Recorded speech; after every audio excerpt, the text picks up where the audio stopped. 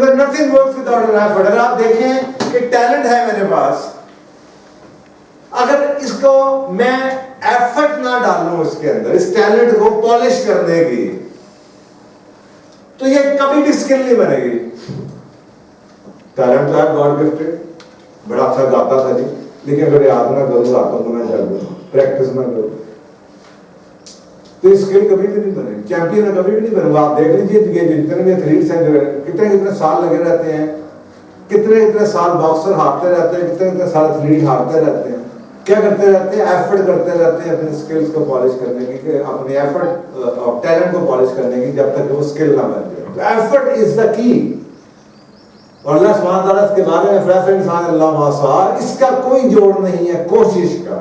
लेकिन इसी स्किल जब मिल भी जाए तो इसको फिर आपको क्या चाहिए, फिर एफर्ट चाहिए, बिकॉज फिर जो स्किल्स प्लस एफर्ट है ये आपकी अचीवमेंट आपको देंगे।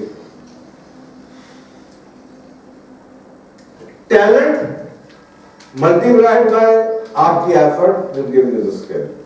अब स्किल को फिर वो हिम्मत चाहिए, वो मेहनत चाहिए कि अब वो आपको अचीवमेंट दे सके, अब आपकी स्किल बन जाए।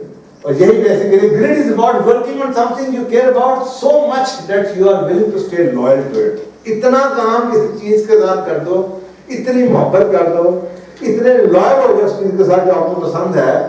It is doing what you love, but not just falling in love, it is staying in love.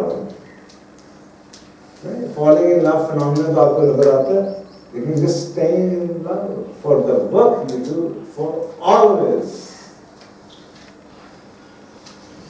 जुड़े रहें और जुड़े ही रहें।